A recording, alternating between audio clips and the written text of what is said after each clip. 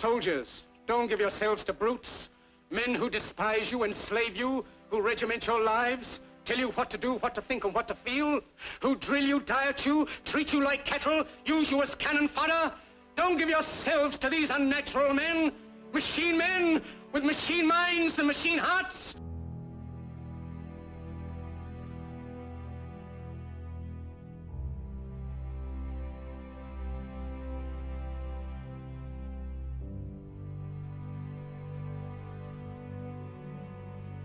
Why do Russian soldiers obey, even when it means certain death? How do you convince someone to walk willingly toward their own destruction? Not with force, not with logic, but with something far more powerful: conditioning. In Ukraine today, Russian soldiers are being fed into battlefields like ammunition, one after another, wave after wave. They are poorly equipped, barely trained, and often unaware of what they're truly fighting for. Still, they march forward. This isn't a new tactic. It's a legacy, a philosophy of warfare deeply rooted in Russian history, passed down through generations of commanders who believed that quantity would overcome quality, that endurance could substitute for strategy. The meat grinder is not just a metaphor, it's doctrine. And in this doctrine, the soldier is not an individual. He is a resource, a number, a body to be spent. But what kind of system can maintain itself when it devours its own? To understand this, we must go back, not just to 2014 or even 1991, but to the Red Army, to Stalin, and to the very foundation of Russia's military-industrial psychology. A system where loyalty is extracted through fear, where resistance is bred out, and where the survival of the state always comes before the survival of its people. Inside the Russian military, violence is not an accident, it's tradition. Young conscripts enter a system where abuse is not only expected, it's enforced. Veterans beat newcomers. Officers look the other way. Some even encourage it, calling it training. This system is known as Dedovshchina. It's older than the current regime. It survived the fall of the Soviet Union, and in many ways, it defines what it means to be a soldier in Russia. The goal isn't to build unity, it's to build obedience. You learn to follow orders not because you believe in the mission, but because you've learned what happens when you don't. You've been punished, humiliated, sometimes worse. And in time, you begin to pass that same violence on to others. This creates a military culture where fear replaces loyalty, where silence replaces thinking, where a soldier doesn't ask, "Is this right?" but only, "Will I survive?" And once that transformation is complete, sending a man into a hopeless battle becomes easy, because the question of why has already been erased. Now add to this another layer: control through punishment. In Ukraine, Russian soldiers who retreat without orders are not just reprimanded, they are executed, sometimes by their own side. Reports describe barrier troops, units whose job is to stand behind their comrades and open fire on anyone who tries to escape. This isn't a myth. It's a known tactic, revived from the darkest years of Stalin's rule.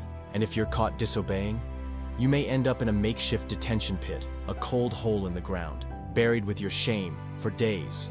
No food, no water. Just time to remember who's really in charge. Some soldiers are sent to secret camps. Others are disappeared entirely. This is not discipline. It's terror. And it works, not because it's moral, but because it's efficient. Fear is the fuel that keeps the machine running. But fear alone can't power an army. Not forever. You need something else.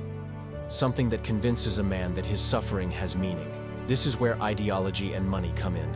In many poor regions of Russia, a military contract is a golden ticket. Young men with no opportunities, no future, and no real options see the army as a way out. It promises a stable paycheck, housing, benefits for your family, and if you die, compensation for your loved ones. That's the economic hook. But there's a deeper one. Through state media, war is sold as destiny, as sacred duty, as manhood fulfilled. The soldier becomes a protector of Russian identity, a warrior standing against the corrupt West, a hero defending the motherland. This narrative is repeated endlessly, in schools, on television, in films, in parades. And slowly, it takes root. The soldier begins to believe, maybe this suffering is noble. Maybe my death will matter. And just like that, the system not only controls the soldier's actions, it owns his soul. Even with this mix of fear and belief, some soldiers still reach a breaking point. In 2019, a Russian conscript stationed in Siberia opened fire on his entire unit. He killed 8 men. His explanation was simple: years of abuse. He couldn't take it anymore. Human rights organizations say this is not rare.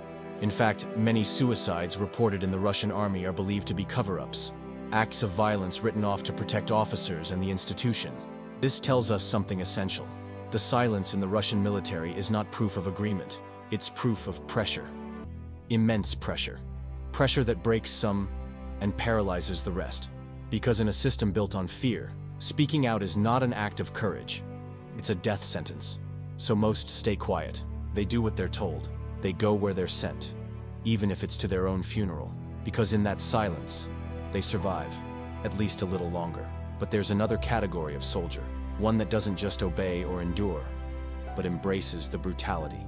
These are the men who carry out massacres, torture prisoners, and commit atrocities not in silence, but with zeal. In Bucha, in Irpin, in other towns whose names became symbols of horror, these are not accidents. They are the result of years of conditioning, in a system where cruelty is rewarded, where medals are handed out for results, where commanders turn a blind eye to anything done in the name of obedience. This kind of soldier becomes the regime's favorite tool. He doesn't ask questions. He doesn't hesitate. He doesn't think. And for that, he is promoted, celebrated, protected. This is how a military becomes more than a weapon. It becomes a factory, mass-producing killers with a clear conscience. What does this mean for the war in Ukraine? It means the Russian army can absorb losses that would shatter most nations. It means the Kremlin can continue launching waves of soldiers into fortified positions with no real plan. And it means the war can drag on, not because it's winnable, but because the system is built to outlast logic. But this comes with a cost, not just in blood, but in morale, in national identity, in the long-term stability of Russia itself. Each soldier sent to die is someone's son, brother, husband. And while the government can silence dissent, it cannot erase grief. Grief spreads, it grows, it whispers in kitchens, in villages, in hearts. And one day, it speaks. The long-term consequences of this model are not just military, they're political.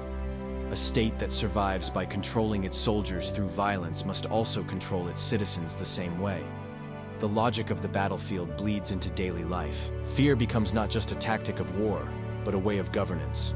This is why protests are crushed. Journalists are jailed. Dissent is equated with treason. Because if the truth about how soldiers are treated ever spreads, if mothers, families, entire communities begin to demand answers, the regime cracks. That's why information is so tightly managed. That's why the war is not called a war. That's why families of the dead are offered silence instead of explanation. Because silence protects the system. But silence is not infinite. It can be broken, and it often breaks from within. The Russian government can control media, crush demonstrations, arrest opposition leaders. But it cannot stop funerals. It cannot stop trauma. It cannot stop the slow, corrosive realization that the cost of loyalty is too high.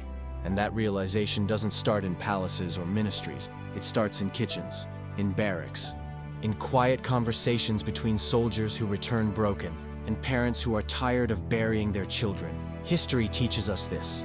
Empires do not fall when the enemy wins. They fall when the people stop believing.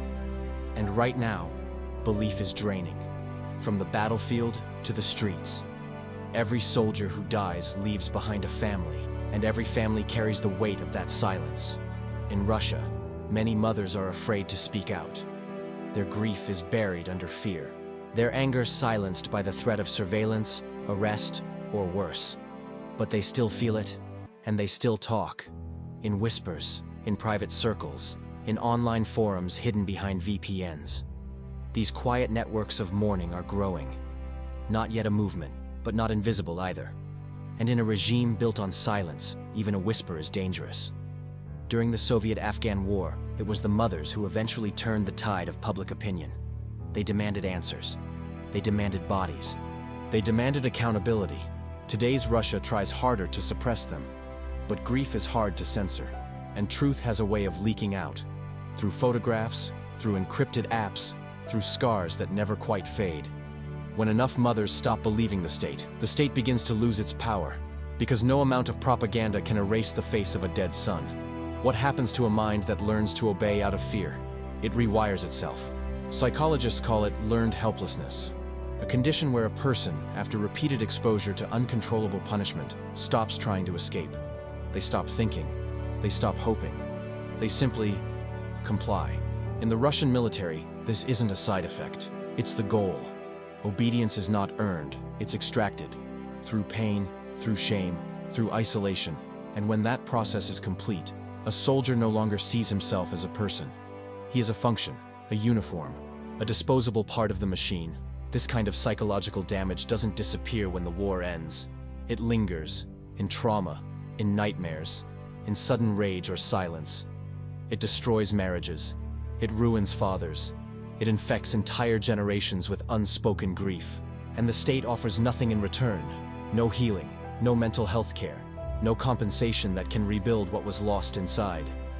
Only more silence, more medals, more promises that the next war will be different. But the mind remembers. And the soul, if it survives, never forgets. Even Russia's closest allies are uneasy. Countries like Belarus, Iran, and China publicly support Moscow, but privately calculate the cost of association.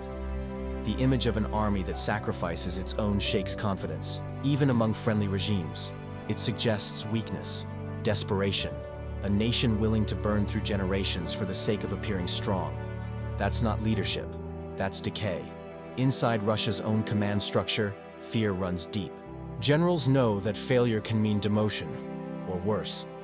Officers falsify reports to avoid punishment. Troop losses are hidden. Equipment shortages are denied. And the truth becomes harder and harder to find. This creates a strategic paradox. The more the system relies on fear, the less honest feedback it receives. And without feedback, it cannot improve. It only repeats its mistakes. Louder, bloodier, and more publicly. Eventually, this leads not to victory, but collapse.